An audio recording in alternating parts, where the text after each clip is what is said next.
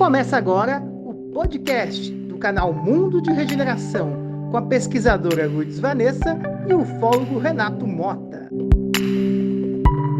Olá, seja bem-vindo ao Mundo de Regeneração e ao nosso primeiro podcast.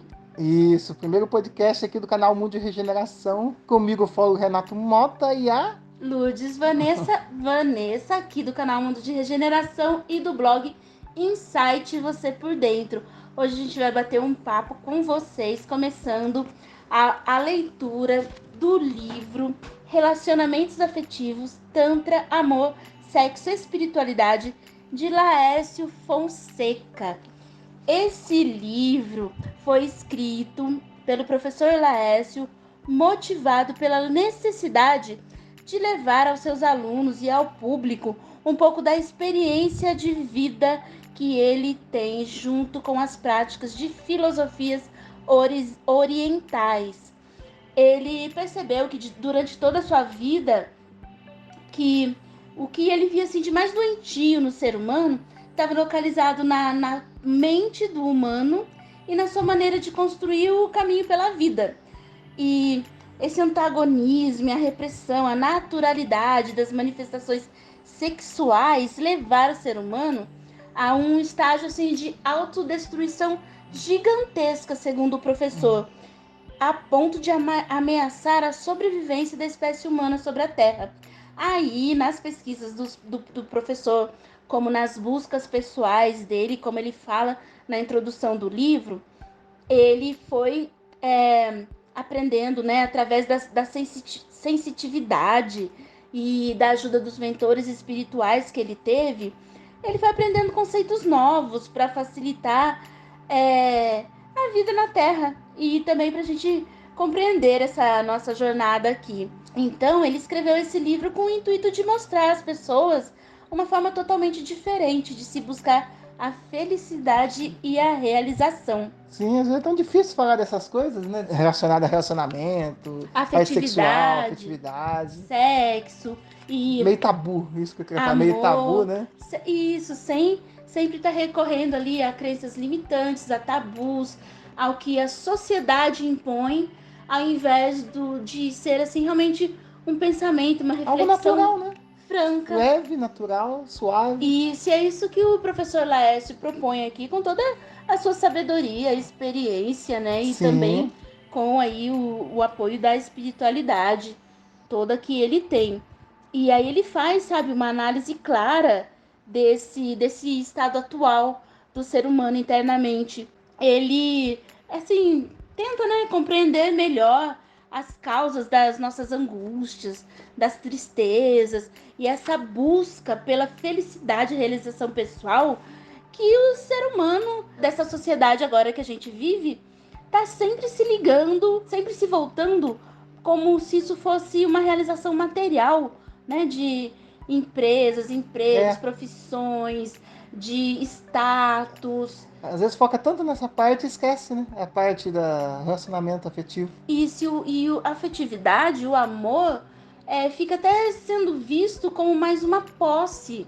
Né? As pessoas se tornam até mais uma dessas posses, como o professor cita no livro dele, né, as posses materiais, e o amor é confundido muito com isso. Sim, bastante.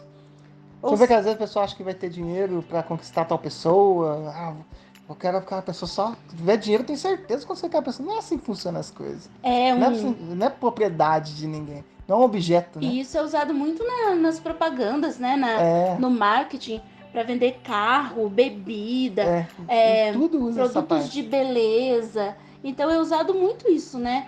Essa exploração do amor como posse da sexualidade, mas na verdade para nos manipular.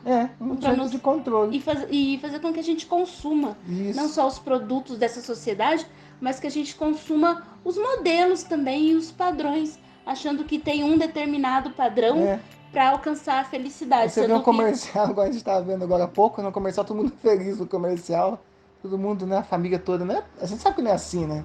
Tem os desafios. É aquele famoso Comercial de margarina que o pessoal jargão fala. que as pessoas têm de falar que é a família do comercial de margarina, por exemplo, né? Daí a pessoa fica frustrada. Achando que todo mundo é assim.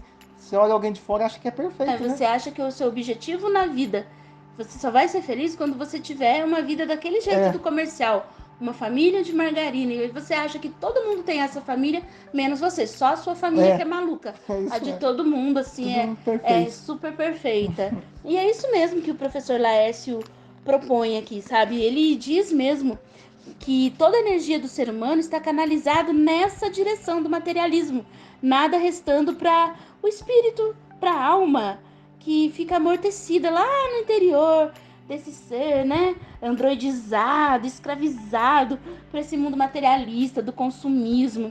Ele diz ainda que o ser humano, frustrado em todas as suas buscas, passa a buscar no sexo oposto a base fundamental de sua felicidade e sua realização como ser. É no outro que ele procura amparo, aconchego para suas emoções reprimidas e seu emocional perturbado. Mas as relações afetivas e sentimentais do ser humano não conseguem lhe trazer a paz e felicidade. Muito ao contrário, parece um poço de sofrimento e frustrações sem tamanho. E é aquilo que a gente estava conversando também, que o amor verdadeiro, o amor puro, ele não traz sofrimento. Ninguém sofre pelo amor puro. Sim. A partir do momento que o sofrimento, não faz sentido ser amor, né? Não é amor, pelo menos não é o amor puro. É um amor aí, mas que está muito contaminado pela posse, de achar que o outro tem que ser controlado por você, ser controlado com aquilo que a gente deseja. Às vezes, o ser humano espera que o parceiro amoroso responda aquilo que ele quer. É isso mesmo. E a gente não aceita toda a resposta. Não se abre para aceitar que o ser amado, ele pode ter opiniões diferentes, ele pode trazer aprendizados diferentes para a vida da gente. Então, o ser humano, ele ainda não deixou isso de posse, de controle do lado, e confunde muito isso com o amor. Se faz sofrer, não é amor puro. O amor está contaminado com a posse, a possessividade, com a inveja, o orgulho, os ciúmes. O ciúmes não é prova de amor. Não, são pessoas diferentes, a pessoa esquece disso. São pessoas diferentes, só que a pessoa, em vez de querer mudar ela, né? Ver onde que ela pode melhorar, né? Ela tenta mudar o outro. Daí onde você tenta mudar no outro, geralmente é o que você precisa mudar em você, né? O que você pensa que quer mudar em você, você tenta mudar no outro, para ver se adapta ao que você quer que a pessoa seja, né? E a gente... o seu conceito ali, o que você quer que seja bom para você. E a gente tende a se sentir vítima do outro. O outro é que não nos entende, mas nós também não nos abrimos para escutar o outro. Né? Então, nessa questão de relação amorosa, e talvez de todos os tipos de relações humanas, ainda tem muito isso do egoísmo de não escutar o outro e realmente querer que tudo seja do nosso jeito. Isso é um dos maiores erros. Não é o amor puro. Não, isso não. É um amor que está contaminado aí, que é amor de verdade. Tem razão. E nesse livro, o professor, ele pretende mostrar uma forma pouco conhecida de resolvermos todas essas questões através do caminho do Tantra Yoga. Ele apresenta uma nova maneira para nós, os ocidentais, de se relacionar afetivamente com o sexo oposto. Ele diz que existe uma solução para os relacionamentos darem certo e os parceiros e casais serem mais harmônicos e mais felizes em seus encontros afetivos e sexuais. O professor Laércio aborda o sexo e a sexualidade humana com extrema naturalidade, sem barreiras ou preconceitos de nenhuma espécie, conduzindo o ser humano para um estágio de total plenitude sexual e afetiva. A maioria dos livros sobre Tantra contém textos complexos e cheios de rituais que fazem com que o ocidental não os compreenda e não esteja interessado em compreender mais a fundo esse caminho. Muitos se deparam com linhas tântricas de direita, onde encontram uma escola altamente rígida e altamente voltada a uma disciplina militar e religiosa, desencorajando-os a ir mais fundo em sua busca. E assim o professor pretende mostrar essa forma adaptada ao povo do Ocidente, para praticarmos o tantrismo e seguirmos o caminho do Tantra Yoga. É possível construir um caminho espiritual e não religioso, um caminho suave e tranquilo, sem exageros, sem extremismos, e a proposta aqui é compreender e aplicar o caminho do meio, né? Que é aquele caminho do budismo para as práticas e vivências espirituais. Então, o professor Laércio, ele recomenda aqui na introdução desse livro: procurem meditar em cada parte deste livro, pois ele trará muitas ideias e preceitos novos que talvez entrem em conflito com velhos conceitos religiosos e arquétipos que vocês podem estar carregando em suas mentes. Sim, tem que estar aberto ao novo, ao conhecimento novo.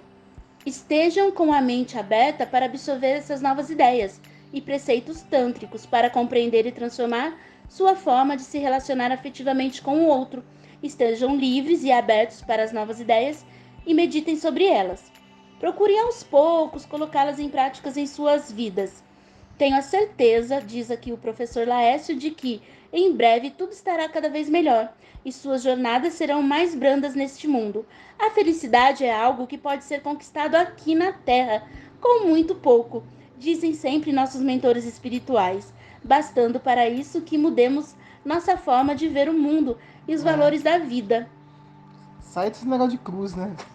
Tipo, achar que tudo é uma cruz, tem que carregar aquela cruz, né?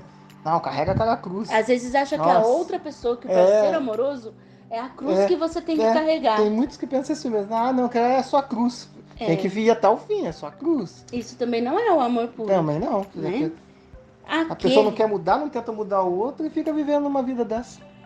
E a gente só pode mudar a nós mesmos, né? Só pode mudar a nós mesmos. A gente pode mostrar pro outro, mas ele que vai mudar. Não, a gente não vai forçar ninguém a mudar. A gente muda nós mesmos, o outro muda se quiser, mas nos mudando, o mundo ao nosso redor muda. Também. Te muda toda a realidade em volta. E aqui diz o professor continuando: aquele que centra sua existência em valores espirituais necessita de muito pouco materialmente para ser feliz nesta vida e neste mundo. E ele diz aqui um último recadinho: nunca se esqueça de que o centro está em você, a felicidade está em você, o Deus está em você. Não é preciso nada de fora para que você encontre tudo isso. Tudo já está em você. Necessitamos apenas encontrar a nós mesmos para compreender essas coisas. E assim ele termina a introdução aqui do livro dele. Vai ser muito legal esse livro. Vamos lá ao primeiro capítulo? Vamos, pode começar aí pro pessoal ver. Tá bom. Renata, vamos conversar sobre isso. Sim, vamos estudar juntos aqui. Vamos aprender juntos com todo mundo. E Renata, eu vou fazer a leitura. Se você quiser interromper para fazer algum comentário, fique à vontade. Tá bom, pode deixar. O primeiro capítulo tem o título de O Nascimento. Quando uma alma nasce em nosso mundo, passa por uma série de transformações inerentes às leis vigentes para essa experiência planetária. A lei do karma nos impõe regras severas para que possamos viver uma experiência profunda para a nossa consciência. Vamos analisar através deste livro esse aspecto da experiência humana e como ela afeta profundamente nosso comportamento, nosso estado de felicidade, nossa realização como seres cósmicos que somos. Adorei isso. Gostei, adorei. Eu acho sempre muito importante a gente lembrar isso. Sim. Que nós não somos humanos. Estamos humanos, estamos encarnados. A vida não é só isso que a gente vê. A vida é muito mais, é muito maior do que essas aparências. Nós estamos aqui de passagem por um mundo que é uma escola para aprendermos. Vivenciarmos essas experiências para vivermos a verdadeira vida depois. E eu gosto muito do título de um livro que a gente tem também aqui na playlist do nosso canal, vamos deixar na descrição, que o título do livro é Não Leve a Vida Tão a Sério. Tem bastante vídeo lá. De Ru Prater, se não me engano. E a gente deixa aí na descrição essa playlist desse livro, que é um aprendizado muito legal de como viver mais leve, né? Não que a vida não seja importante, mas não é pra gente levar tudo a ferro e fogo. Né? Acabou aquele negócio de olho por olho, dente por dente. Isso, você ser sério não significa não viver com leveza. Sim, lógico. Por isso eu adoro esse livro e lembrei agora desse título. Sim, é muito bom esse livro. Com essas palavras do professor Laércio. Legal. Seguindo aqui a leitura desse primeiro capítulo. O primeiro fator importante a ser levado em consideração reside no fato de nos esquecermos totalmente de nossa natureza espiritual. Entramos em um corpo material, um invólucro de carne e osso, uma roupa biológica, uma verdadeira prisão para a alma e para o espírito. Dessa forma, não nos lembramos de quem somos, de onde viemos e o que realmente devemos fazer neste mundo. Não sabemos qual o verdadeiro motivo de estar aqui. Tudo se passa como se estivéssemos no início de nossa existência, parecendo que somos um ser nascido do nada e que só teremos esta existência para sermos felizes e realizar tudo o que desejamos e sonhamos. No entanto, nossa alma já existe, é real, apenas está enclausurada e aprisionada na matéria. Nossa, legal isso, gostei. Isso... A pessoa achar que tem que ficar sofrendo, né? Ela acha que... Elas pensam que a felicidade é depois, né? Isso que é o erro de muitas pessoas, né? Acha que aqui tem que sofrer porque a felicidade mesmo é depois. Que aqui ela tem que passar por aqui com uma aprovação, igual falou aí do karma, né? Então tem que passar por isso, assim que eu evoluo, no sofrimento. Não precisa do sofrimento para evoluir. A gente vai ter que passar. Vai ter que passar, mas não é uma regra, né? A gente tem que passar por aquilo que a gente tiver que passar. Sim. Mas sempre dá para passar pelas piores situações com uma certa leveza. A gente não tem que valorizar tanto o sofrimento como se ele fosse o único caminho. Sempre tem como a gente tornar a nossa passagem nesse mundo, com nossas provas, nossas expiações, Sim. de uma forma mais leve. E sempre lembrar que esse nosso corpo humano é um corpo que ele depende muito das coisas aqui da Terra para sobreviver. Ele vai sentir fome, frio, e isso causa competição para conseguir o alimento, para conseguir, né, no caso, o dinheiro que vai proporcionar o conforto, o alimento. Então, esse corpo humano é o que tem aí, né, o nosso cérebro aí, o nosso DNA, de onde vem também essa luta pela sobrevivência, Sim. A inveja, o egoísmo, a ganância.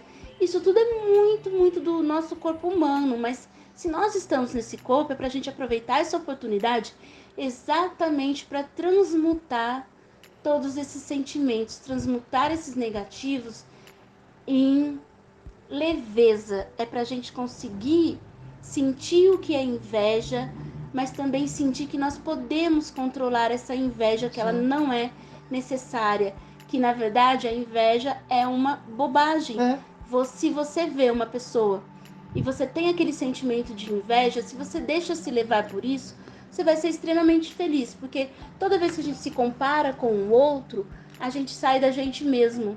E ninguém seria feliz, na verdade, vivendo a vida do outro, porque nós olhamos com alguns olhos, com um tipo de olho para o outro, que a gente vê aquilo que é bom no outro, mas a gente não lembra que ele tem os perrengues dele, ele tem os sofrimentos, os problemas familiares, amorosos, as doenças dele. Será que a gente invejaria tudo isso? Então, antes da gente invejar o que uma pessoa tem de bom, de riqueza, de beleza, a gente pensa se a gente gostaria do conjunto daquela pessoa. Acredito que a maioria não ia gostar, não.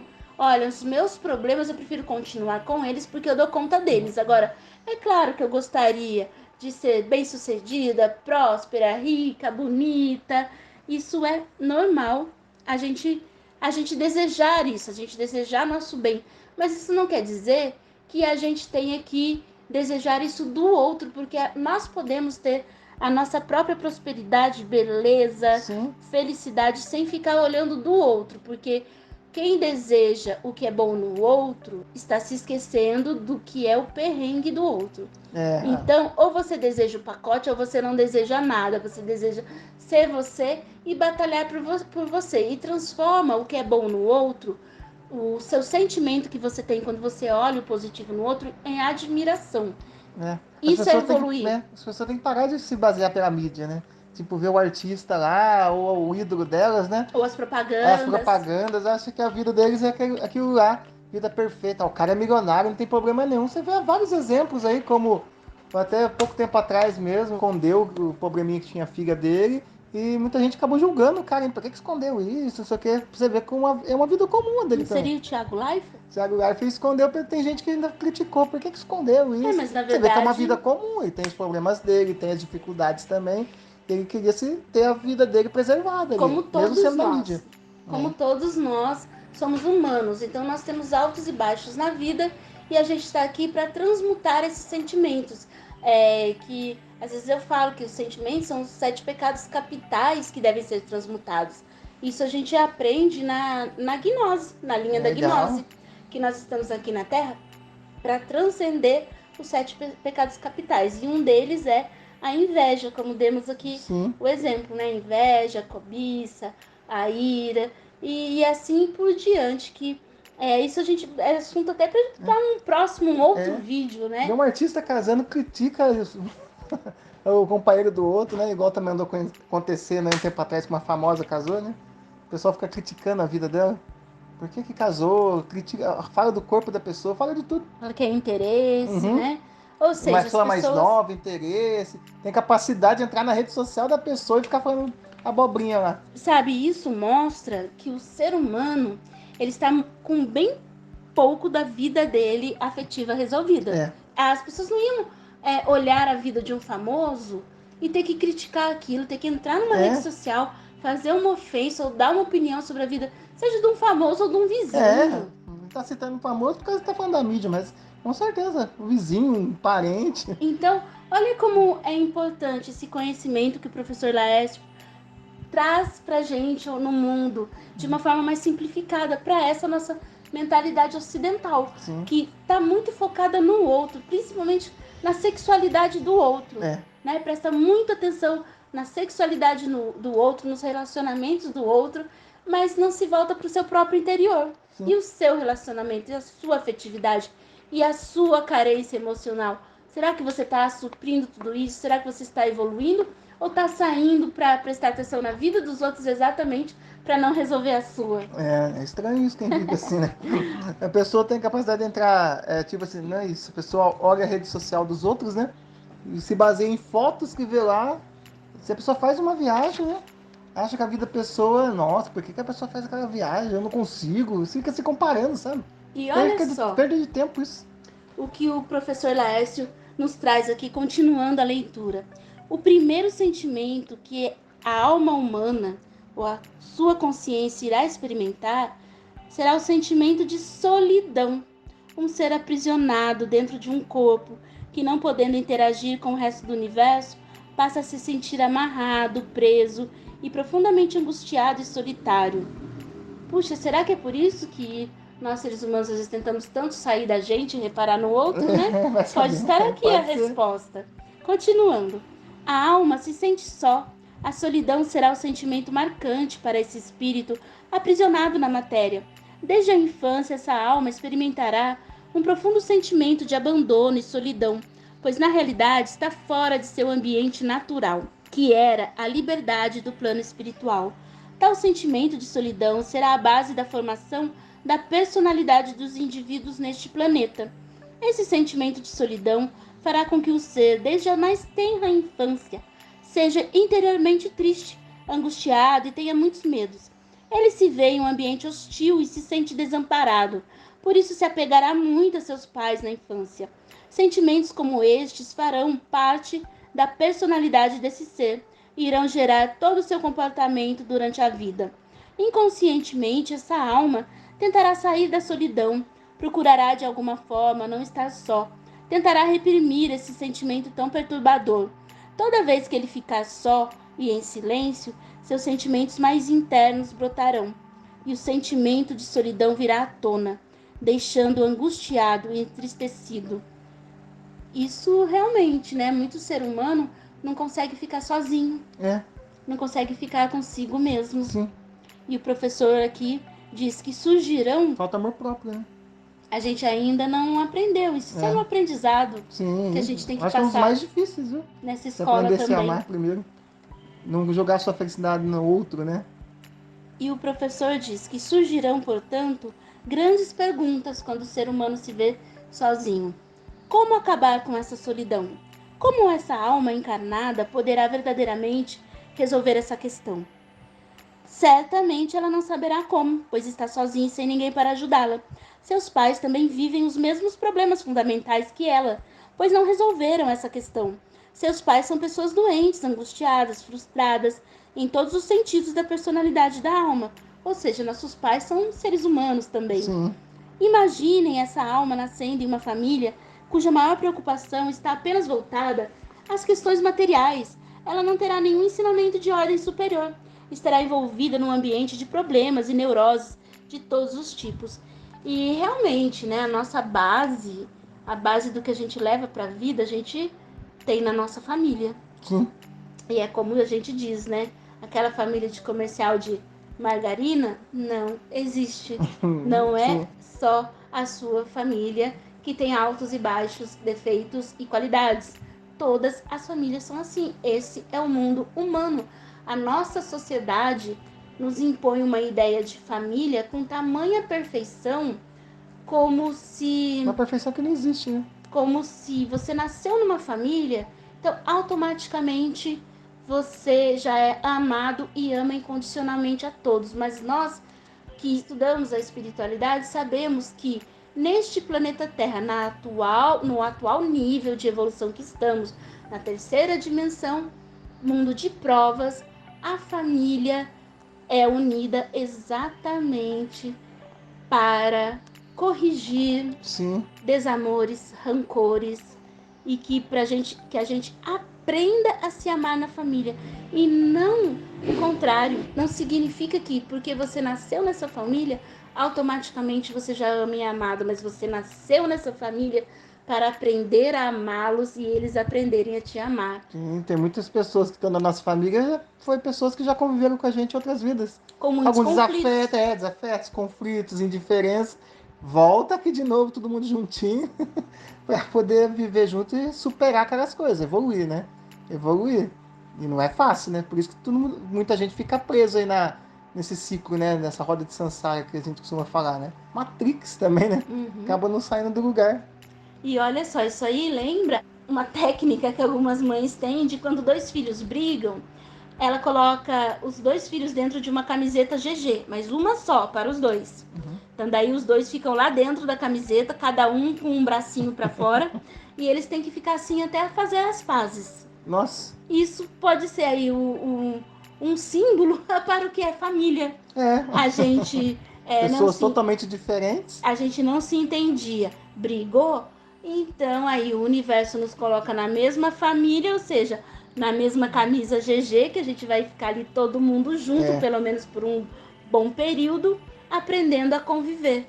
Sim. Para resolver aí essas pendências. E isso daí, se nós tivéssemos essa consciência, já seria andado 50% do caminho para nossa realização e felicidade. Porque a gente aprenderia que a família não é um lugar de mar de rosas, é um lugar de aprendizado. Estamos na família para aprender a amar. Então a gente não estaria frustrado porque nossa família não é ali um amor incondicional total.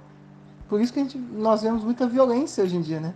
Dentro de família, que a mídia bombardeia a gente com isso, né?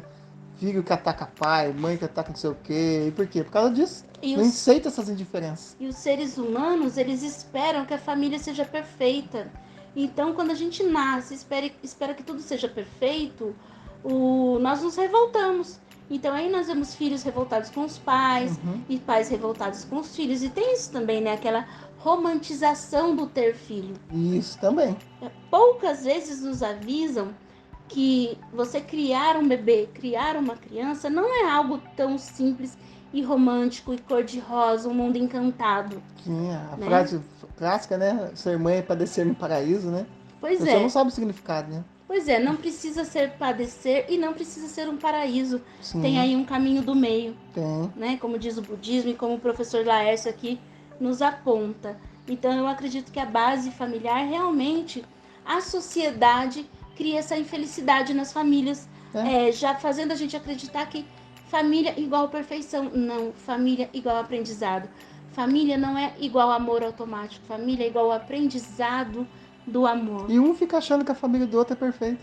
E fica frustrado com a sua própria. A dele é perfeita, a dele é perfeita. E não percebe que não é igual a dele. Com problemas, desavenças. Quem avisa eles que não é, hein? É difícil de ver.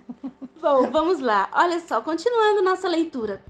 Como então resolverá essas questões? Como sairá da solidão? Como não ser só? De alguma forma, esse ser procurará se apegar em algo que acredita. poderá lhe tirar da solidão interna, algo que o fará feliz e lhe trará paz e realização plena em sua vida. Essa pessoa não sabe que é uma alma encarnada, mas quase ninguém neste mundo sabe. Todos nós vivemos como se fôssemos apenas corpos materiais num mundo de matéria. Poucos creem na vida após a morte e vivem segundo esse preceito. A imensa maioria trabalha e procura se realizar apenas focalizando os objetivos materiais dessa existência. Resumindo este primeiro aspecto, temos, fundamentalmente, a solidão da alma é o centro de nossos problemas, e será com base nos problemas causados pela solidão que iremos compreender o comportamento dos seres humanos ao longo de sua vida na Terra. O segundo ponto, extremamente importante de nossa análise, será: nossa alma recebe um invólucro carnal, uma unidade biológica que tem 2 sexos apenas, macho e fêmea, biologicamente. Esta unidade biológica, nosso corpo físico, pertence a um sistema ecológico derivado de uma espécie animal e fortemente impulsionado pela energia do sexo, pela energia da reprodução da espécie. Esta é uma de nossas heranças genéticas, que carregamos em nossos genes primitivos, e por ela somos submetidos a uma força extremamente poderosa, que nos impele instintivamente para a reprodução. Nesse ponto, somos forçados a reproduzir como os animais, dirigidos por uma energia que atua de modo inconsciente. Então, olha só, né? Aqui o professor Laércio nos lembra que aí o humano é também um animal, Sim. né? E que temos esse instinto de procriação da espécie. E o sexo, ele serve para isso. Inclusive, né? Eu me lembro agora do Saulo Calderon, falando no canal dele que o sexo, ele tem que ter essa parte aí prazerosa. Sim. Para o ser humano acaba a espécie. Poder se procriar, porque senão a espécie se acabaria. Então o ser humano, ele tem que ter esse instinto de procurar o prazer. Sim. Para a espécie poder se reproduzir. E aqui o professor Laércio traz um conhecimento aí que é muito importante, ó. Ele diz que essa força que chamaremos Kundalini é uma das mais poderosas em nosso ser. Essa energia que nos dirige de modo inconsciente no desejo. Iremos nos concentrar para compreender sua natureza nessa força Kundalini. Veremos que essa força, essa energia, é incontrolável e moverá nosso ser e toda a humanidade em uma só direção, a do sexo. Essa força oculta em cada um dominará a mente, os desejos do ser desde o momento em que ele nasce e durante sua mais tenra infância. Na puberdade, essa força irá necessariamente conduzi-lo para o sexo, para encontrar uma parceira ou parceiro para a reprodução da espécie. Na sabedoria indiana, a Kundalini, que é essa energia, no caso da libido, ela é representada por uma cobra. Uma cobra que ela fica adormecida ali no ser humano, enrolada, e que quando você desperta essa cobra, desperta essa energia da forma que tem que ser desperta no ser humano, para que o ser humano evolua, então essa cobra ela vai subindo no ser humano até que sobe até a sua consciência mais elevada.